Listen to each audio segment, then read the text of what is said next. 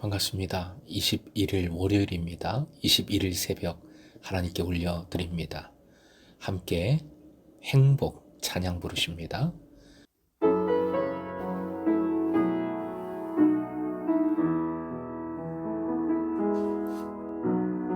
화려하지 않아도 정결하게 사는 삶, 가진 것이 적어도 감사하며 사는 삶, 내게 주신 작은 힘 나눠주며 사는 삶, 이것이 나의 삶의 행복이라고.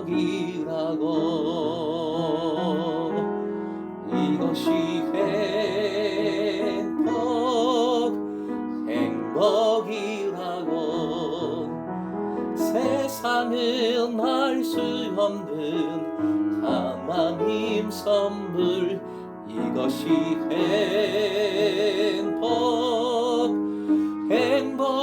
행복이라고. 하나님의 자녀로 살아가는 것, 이것이 행복이라고.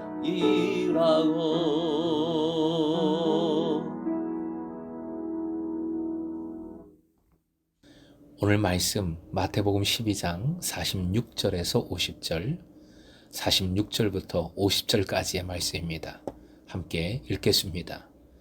예수께서 무리에게 말씀하실 때에 그의 어머니와 동생들이 예수께 말하려고 밖에 섰더니 한 사람이 예수께 여짜오되, 보소서, 당신의 어머니와 동생들이 당신께 말하려고 밖에 서 있나이다 하니, 말하던 사람에게 대답하여 이르시되, 누가 내 어머니이며 내 동생들이냐 하시고 손을 내밀어 제자들을 가리켜 이르시되, 나의 어머니와 나의 동생들을 보라.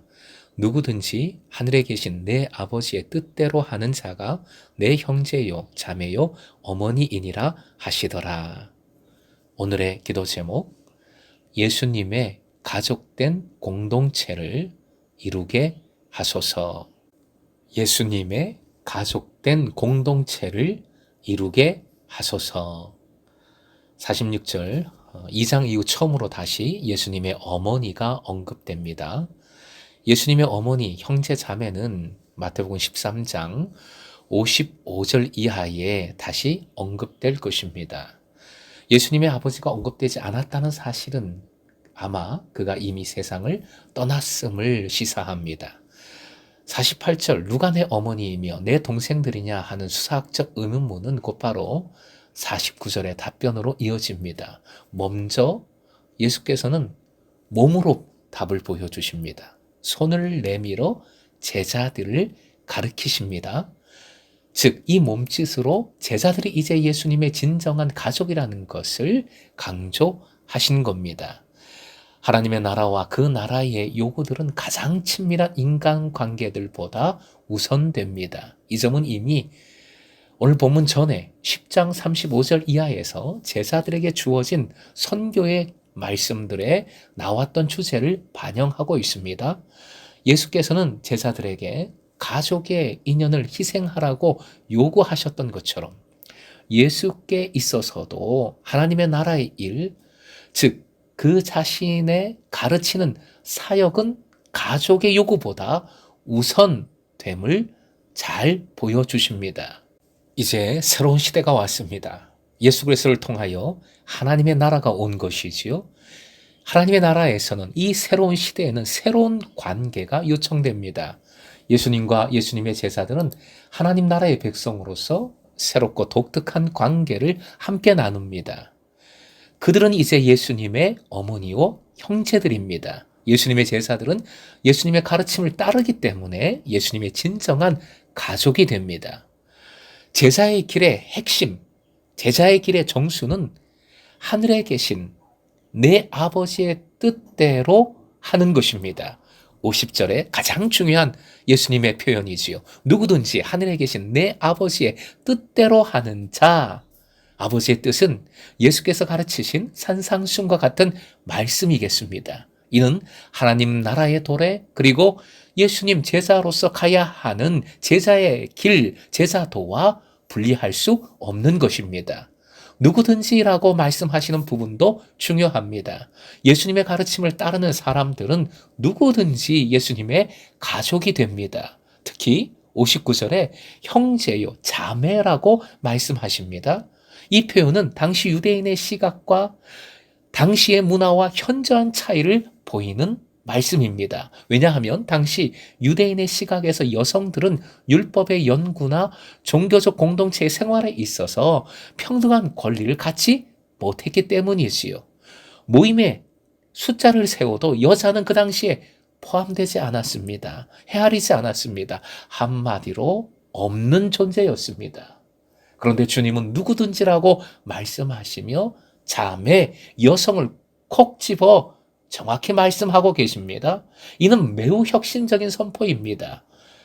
이 말씀은 복음서들의 다른 곳에서도 나타나는 여성의 문제에 대한 예수님의 혁신적인 정신과 일치됩니다. 예수께서는 본인의 가르침을 따르는 사람은 누구든지, 즉 12제자뿐만 아니라 여성들을 포함한 훨씬 더 넓은 사회를 주님의 가족, 즉 주님의 형제요, 자매요, 모친으로 확인해 주셨습니다.